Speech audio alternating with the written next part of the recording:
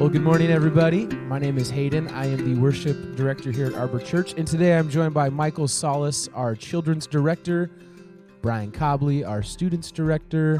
Oh, you stole Allison's son. Cliff Tadema, our interim pastor. Allison Aconi, our community care pastor.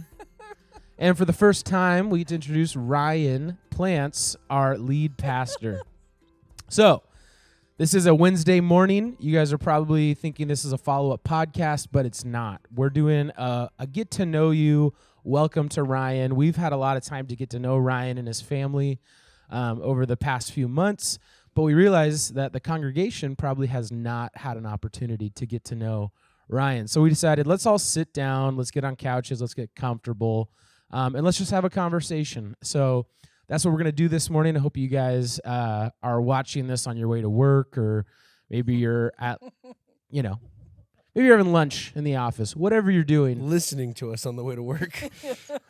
No, I want them to watch. I want them to watch. I want them to pull over and as your Uber driver drives you safely. Yes, exactly. So, Ryan, this is your first time being a part of the Followup, whatever we're calling this. It's a privilege. I feel honored. Yeah, thank you for joining us. I've been watching for the past few months, and it's surreal to be a part of it right now. Yeah. So I want to start like this. I want us to go. We're going to start pretty superficial, and then we'll go deeper. All right. So could you just tell everyone, where are you from, Ryan? Well, I'm originally from the Chicago area, the suburbs of Chicago. Born in Chicago, raised in a suburb called Des Plaines, which is in the northwest part of the suburbs, right by O'Hare Airport. You hear that airport before? Pretty big airport there. And lived there my whole life. Went to school there, Moody Bible Institute in downtown Chicago, and met my beautiful wife there. And since then, kind of have traveled all along the East Coast, but I'm not sure if that's another question for the future. But that's where I'm from. I'm from Chicago. Spoiler. Chicago is home. My parents are still there. I have a sister who still lives there. So O'Hare is my favorite airport to pick people up from. yeah, it's not busy. It's an easy airport to get in and out of. Never any delays. Nothing. It's the drivers of Illinois are insane. That it is like you're a NASCAR driver trying to swerve through people, and there's no rules. Everyone's just trying to get No rules, just right. That's the motto of driving in Chicago. It's like before you actually enter, it's like you got to put on some gloves, tighten them, and then just get into that airport. Bear down. So I don't know if you had already mentioned it, or if this is the previous knowledge I have of you and Carrie, but Carrie's from Woodinville. Is that correct? Yeah, last time I checked. That's where she's from. Yep. She was born here and raised in Woodinville. She's a Woodinville High School graduate. And I think the mascot there is the Falcons. Yeah. Woodinville Falcons. Wow. Yeah, she's a Falcon. Yep. That is the coincidence of all this is just outstanding. But Or God. That's true. That's true. That's a good thing. Yeah, you're right. So when we approached you, we used a company called Slingshot. When they found you, how excited was Carrie to have the opportunity to come back to the Seattle area? She was absolutely thrilled. In fact, one of the first things that she said when I had said, "Hey, Carrie, there's this really cool church. It's called Arbor Church. And I think you're really going to like it because it's in a little town called Woodinville, Washington." And she was thrilled. And one of the things she said was, "I am not going to be able to provide any sort of unbiased judgment about this decision. I am going to say full send the whole way." Yeah. She was absolutely thrilled. Yeah. That's awesome. I love that she had no chill about that. There was there was zero chill. I mean, she was like, "Let's go yesterday," to the church. Yeah. That's good. That's good. So, you were an interim pastor at the church before Arbor. Is that correct? Yeah, I pastored at a little church in Muskegon. That's where we were for 7 years.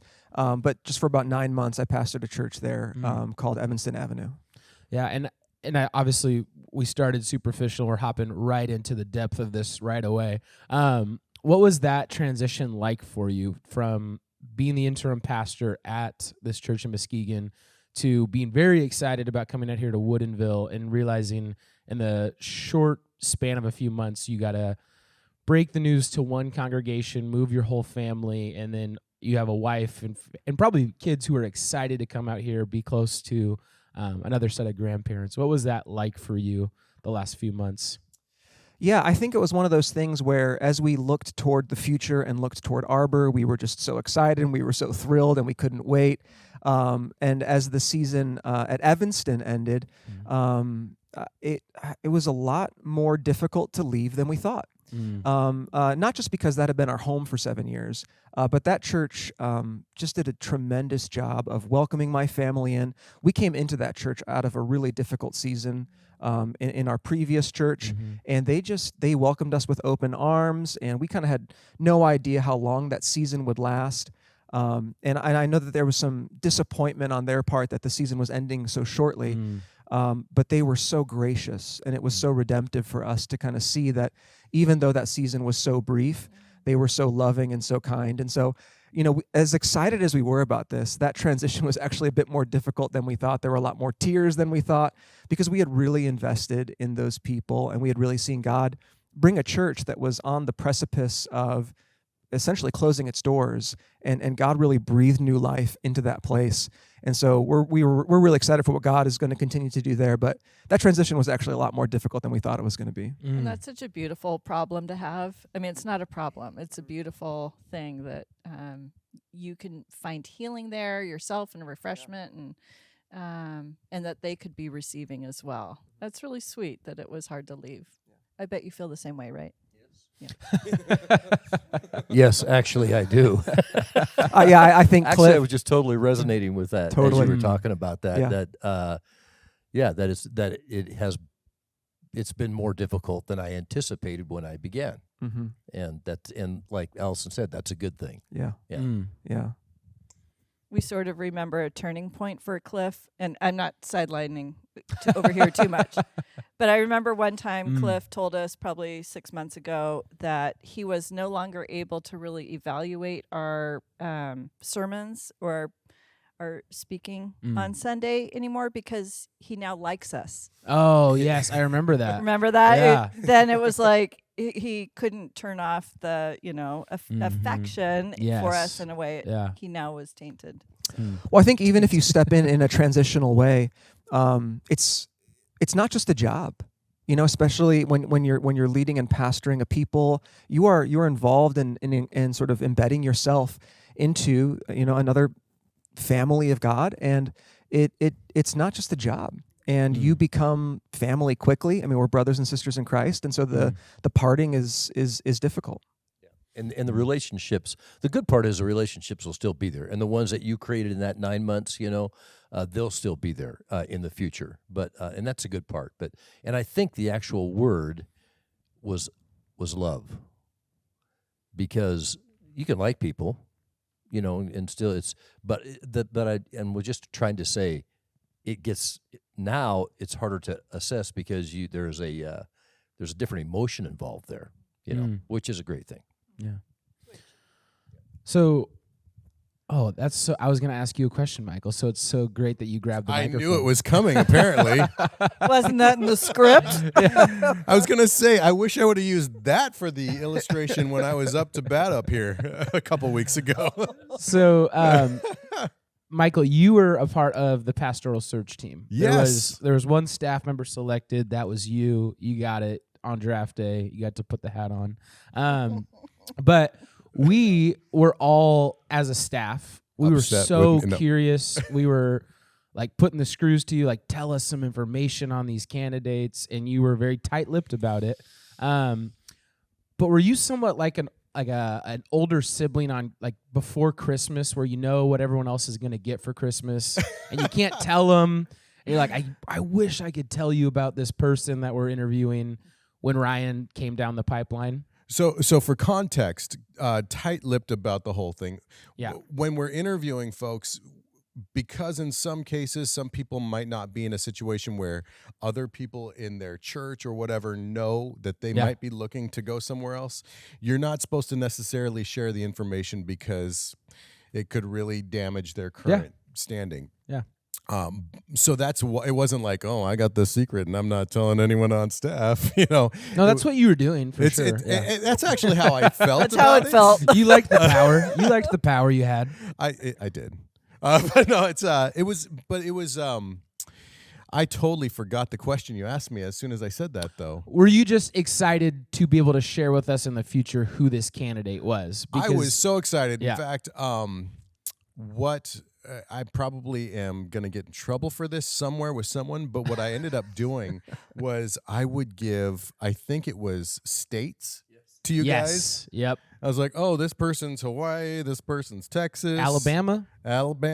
And I thought, a big enough area like a whole state might be enough to just say that's where that person's from. Yeah. And not give a whole lot more detail. But yes, to your question, what we were doing as a search committee was we were praying a lot. And through the prayer, we were literally just asking God, hey, would you do the work for us, really, and remove the people that are not supposed to be the right people? And we had some great candidates. Mm-hmm. It was like there were some really good people out there. They just weren't the right fit for Arbor. And there were some times where some people were very excited about a candidate, and like part of the group was like, I just don't know. I've got some flags about it. Mm-hmm. And so what was crazy was when we got to Ryan, what was wild was when we got to Ryan, we were all unanimous. We got off. Yeah. Well, I don't think I told you this before. We got off the call, and I turned to the group over Zoom, and I said, I know we're all quiet, and I'm just going to tell you this right now. I'm really trying to not get too excited because I don't want to get let down. I really, really like this guy. That's the first time someone has ever said that after meeting me. So the blind date worked. Here you go, Brian. So encouraging. What is really funny, and this is Brian Allison's story here, is Michael did give us the state, but he also gave us one other fact. Well, let me do the one thing that I'm gonna happened in bleep my all office. of this out. So the one fact was his wife was from Woodinville. So, and Allison's part of the story. So I had a volunteer stop by after she worked in the food bank, and she said, how is the pastoral search team going? Like, how's the search? Any updates? And I said, well, apparently we like a guy from Michigan whose wife went to high school at Woodinville High School. And she skipped a beat, and then she goes, that wouldn't be Ryan Plantz, would it? And I was like, oh, I don't know. And then she left, and I hopped on Facebook right away and totally drilled down on, yes, it is Ryan Plantz. And so we did discover you didn't leak the secret. It was just all sorts of deductions. Didn't leak the secret, and it was a deal where I had to just, they're like, is this the guy? And I was like, I don't know. And the way so I sent a picture to the staff of your family. Or was it just to you? Or it was with Brian, right? I think the whole staff was on the picture that you sent, and I just was like, now very tight-lipped. Michael still wouldn't say anything, but then Brian edited the photo with his face in it, which is hilarious. You put your face over one of my children, right? No. Over your wife. Over Carrie's. Oh, okay. Are you, Hayden? You're gonna have to edit that into this whole thing. Yeah, we'll have to paste that in.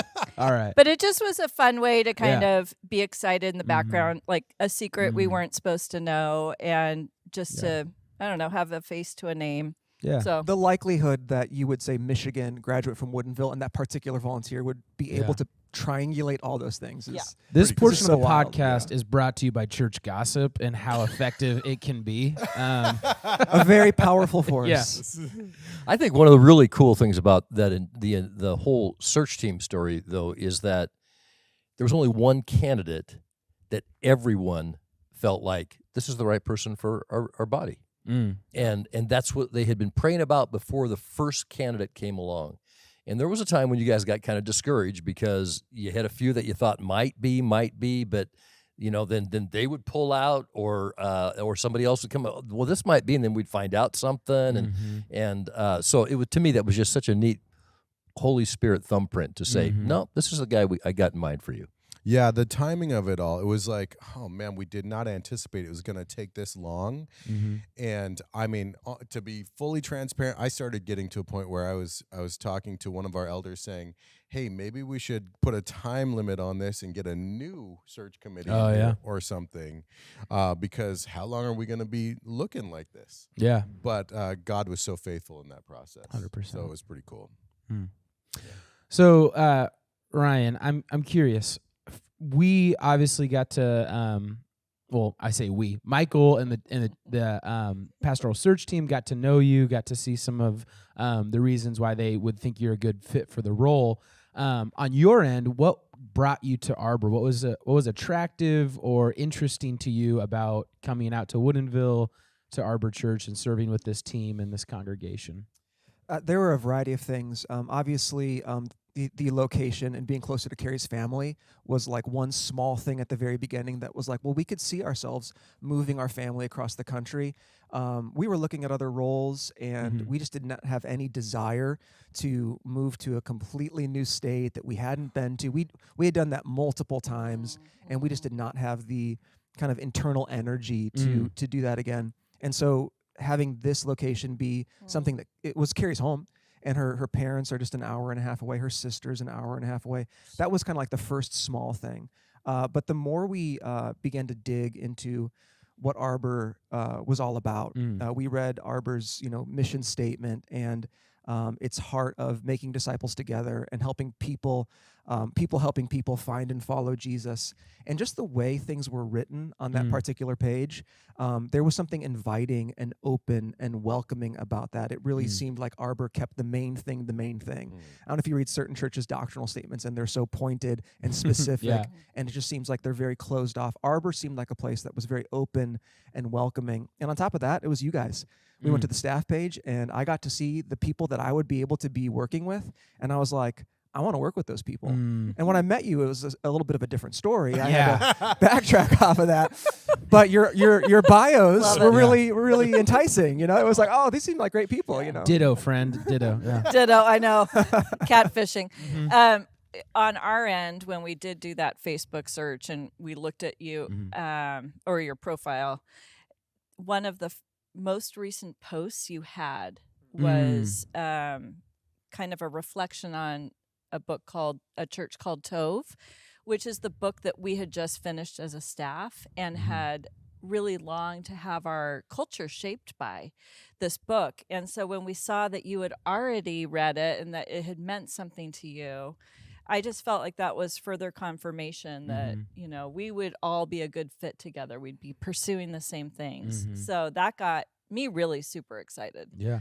So it's hard, though, once you've set your heart on something, then to release it and be willing to be hurt and disappointed again. So I know exactly what you're talking about. I think it'd be kind of cool, Hayden, to pull the curtain back on the process a little bit for people who are listening in, because a lot of people in the church may not have understood that. The elders put together the search team, and the search team comprises somebody from the staff, one elder, but just one elder, and some people, leader of the prayer team, some other people who were just really, really solid people in the church, and then said, we're trusting you. And so even the elders, other than Jonathan, who led that group, the search team, they were not involved in the process, and they knew no more about the candidates. We usually knew more because Ellison was a better sleuth, but so we would find out stuff as a staff, but we just trusted the search team to really be seeking the Lord in this, and then coming to us with the candidate they felt God was calling here. And what was neat is then the fail-safe was the elders had to agree and the staff had to agree. So it could have been stopped at any way along the line there. And for everyone, I mean, from the search team to the elders to the staff, to be in 100% agreement, to me was such a clear thumbprint of the Holy Spirit of just saying, no, this is my will. But it was also an example of the willingness of all of those groups of people to submit themselves to the leadership of the Holy Spirit and to say, I want to hear from him in this and not just impose my own thoughts and ideas to that. So anyway, I think that gives us a great, great beginning. And what I'd want to add to that is Ryan is amazing. We're blessed to have him, but there is even more value from my perspective in this whole process that you would choose us and we would choose Ryan. And it's because what I found was COVID really knocked out a lot of churches and a lot of pastors. And pastors are a really rare breed now. Yeah. And so it's like churches who are looking for someone and really doing the work to find someone, they're like ready to pull out all the stops to bring them in because they're so valuable right now. So the fact that it worked out so well like this was even further confirmation that God was involved in the process. So, all right. So Ryan, you, your wife, and your 3 kids have moved out here. You guys are hanging out for the time being in Port Orchard, but you're looking for a house currently. What has this process been like for the family, for the kids? Can you talk a little bit on that? Yeah. So, I've said how excited we were about all this, but moving is the worst. It's absolutely awful. And so it has been, in many respects, it has been just actually exhausting, the whole process of, cleaning your house out, and you don't realize how much junk you have in your house until you start to try to get it ready to sell it. We had a whole 10-yard dumpster in our front yard that we loaded up and got shipped out. We had a huge garage sale. I was going inside the house during the garage sale and just pulling random things out of our house and selling them while your wife's not looking. Yeah, she was doing something else. I was in charge of the garage sale, and so I'm just selling everything. And we packed up our stuff, and some of you were there on Saturday morning. You still saw how much stuff we had here. And so that process of selling the house, and then obviously all of the different parts of selling a house and working with the realtor and having people come in and showing that house and trying to end well at the previous church. And then moving all the way across the country. We drove our 2 cars all the way across the country. And so that was pretty exhausting because neither of us got a break. And but also it was so much fun as well. It was and it has been an adventure for our family to be able to do all of that and to be able to see God's faithfulness in the process. There were a few weeks there as we were selling our house. The market has kind of changed over these last few months where we were like, Lord, when are you going to sell this house? We thought it was going to happen in 48 hours. And we would just kind of pray together as a family and just wait upon God to work that out. And in his timing, he has worked everything out. Has it been stressful? For sure. But it has also been really cool to see God work and move in and along all of that. We spent last week looking at a bunch of houses and put an offer on Saturday night on a house up in Snohomish, and it got accepted. And so that was really exciting as well. Walking through all of that, though, is stressful because you're filling out all these filling out paperworks. It should filling be out plural. paperwork. That works. And just not knowing am I signing my life away and all of these different things. And so it's been stressful, but God has used it in our family just to strengthen our faith and just to encourage us through the whole process. Yeah. And there's an emotional weight to moving as well because you're wrapping up a chapter of life with people that matter, and you're saying goodbye to memories and neighborhoods and routines and all that too. So I think it's not just the work that goes into the physical labor. There's an emotional labor too. That's so true. Someone encouraged us at the end of our time in Michigan, don't neglect the hard goodbyes. Make sure you take the time to sit with those people and spend some time together. It doesn't have to be this super heavy moment, but just be really intentional about those goodbyes with people that, those relationships will last, but they change because of distance. And, it's in that mode, I'm a slightly more task-oriented person, so I'm trying to get the things done, and I'm a little nervous about the emotional weight of saying those goodbyes. But that's something that I do not regret, was kind of leaning into those moments and having those dinners and having those times with those individuals who meant so much to us and being able to say those goodbyes, oftentimes, full of tears. Yeah. I hate to keep putting the pressure on you, Ryan, but all of us staff got to spend some time with, staff and elders got to spend some time with your family on Sunday after church. We had a barbecue. We played some volleyball, which, you really get to know somebody through competition. But for the people that obviously didn't get to attend, could you just give us a quick snapshot of Carrie, Ethan, Miles, and Eleanor? Yeah, I'll do it as quick as I possibly can. I could talk about them forever, and we could go for Yeah. like another 3 hours on this. But Carrie and I have been married 16 years as of this August. So just in a few weeks, we'll celebrate our 16-year anniversary. She was born and raised here. Obviously, we already mentioned this, in the Seattle area in Woodinville. She's a graduate of Cascadia College. Yeah. She got her associates there, and then spent some time in Indiana working with Campus Crusade, a sub-ministry called Keynote, and they would travel around and play cover songs and then share the gospel. And then she eventually came to Moody, and that's where I met her, and kind of the rest is history there for us. She's such a tremendously talented person and gifted person. The more you spend time with her, she's very good at asking good questions and getting to know people, and just such a gifted person. She's been an incredible partner to me over our marriage. And so we have 3 kids, Ethan, Miles, and Eleanor. And so they're 13, 11, and 9. Ethan is going into 8th grade, Miles is going into 6th grade, and Eleanor is going into 4th grade. Ethan is very tall. That's the first thing you'll notice about him when you meet him. He's already taller than me at 13, already wears bigger shoes.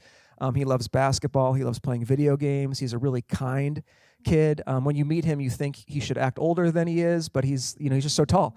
And Miles is just the funniest person. He makes me laugh more than almost any person I know. He's just totally off the wall and creative and super, super sweet. He's very empathetic, very emotional in that regard. And then Eleanor, our youngest, she's either going to be president one day, or she's going to be the dictator of this country one day. One of the two. We're not quite sure. But she is also so tender as well, and so sweet, and doesn't know a stranger. I mean, she will talk to anyone. And as Brian knows, she can be pretty dominant at times too. Yeah. She was on our team for volleyball, and she told Brian what was what. Yeah. Very quickly. That's how she operates. Yep. Yeah. You guys are all looking at me, so I guess you guys don't have any follow-up questions to that. That's cool. Any pets? Yeah, and we do have one pet. We have a dog named Lucy. She's a Australian Labradoodle, and she's currently with the breeder right now out in Michigan, and she'll make her way out to Washington in October. So the kids are really excited to have her join us. Yeah. That's awesome. I'd like to go a little superficial here on this question. And please don't say family, friends, church, any of that. What's the one thing you are going to miss about Michigan, Chicago area? It could be a food place. It could be the place that you guys go out for, a park, anything like that. What's the one thing that you guys this is going to be so hard to leave behind?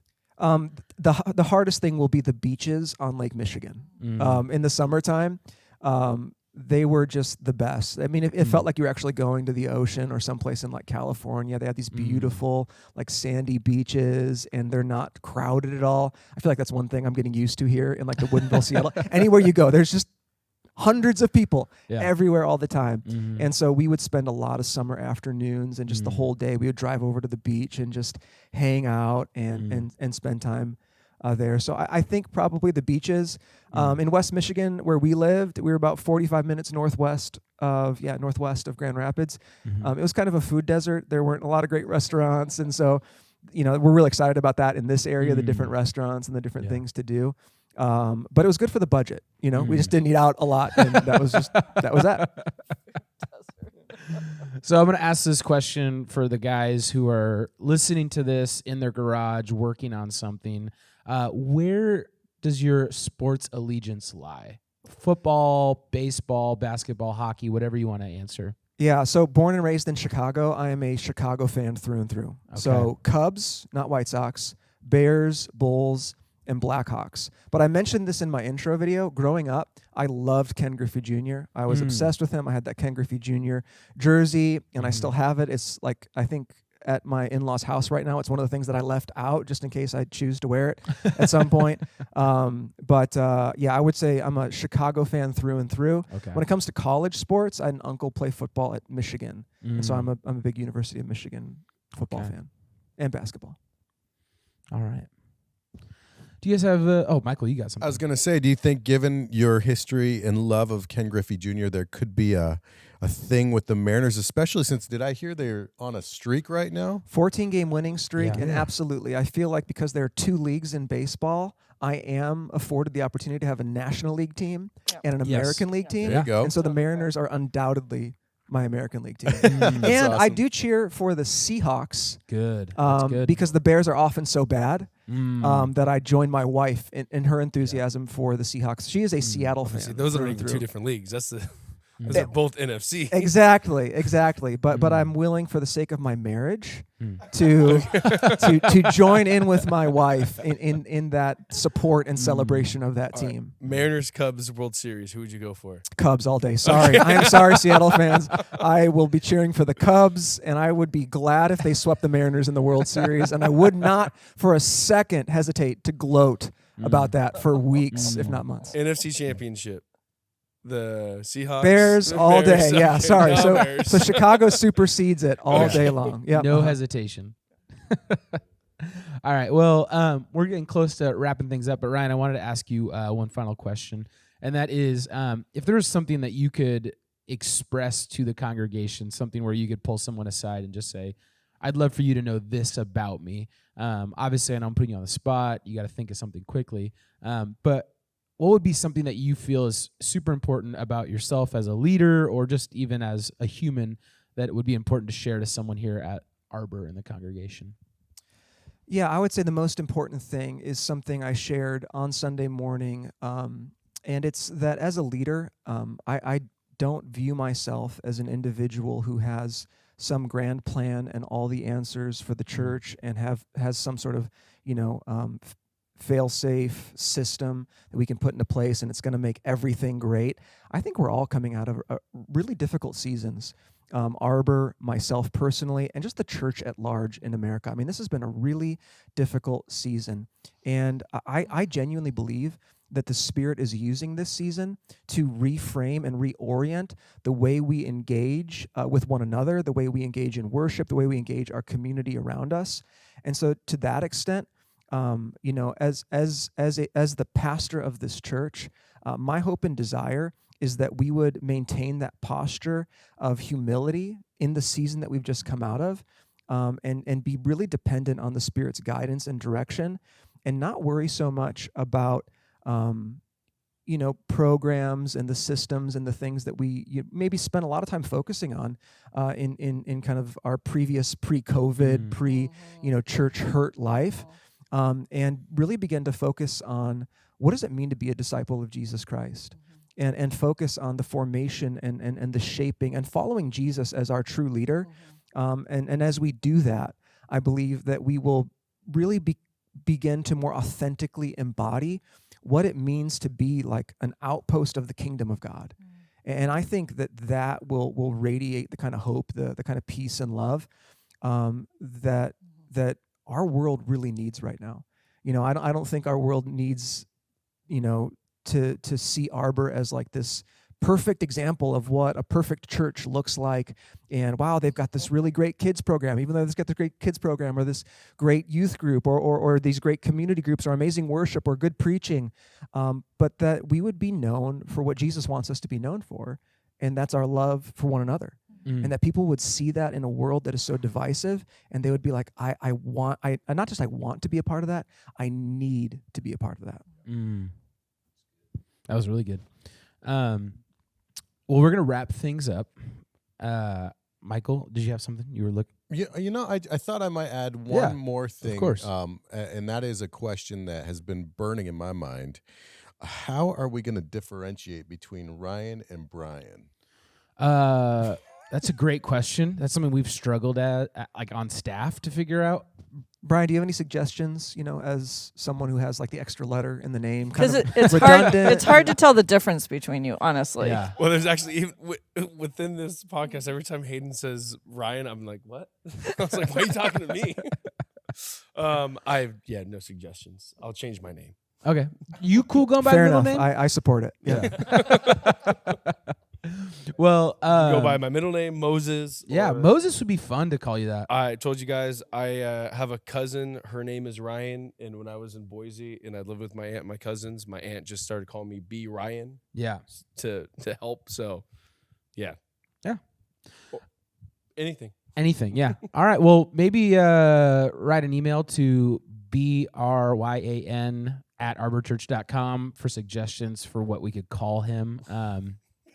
Please But- don't. Yeah, just flood his inbox with suggestions. But before we close things up, I know that sometimes in the lobby it can be awkward to start conversations and get to know people. So Ryan, I want to play this game real fast that people can then finish the game on Sunday when they go talk to you.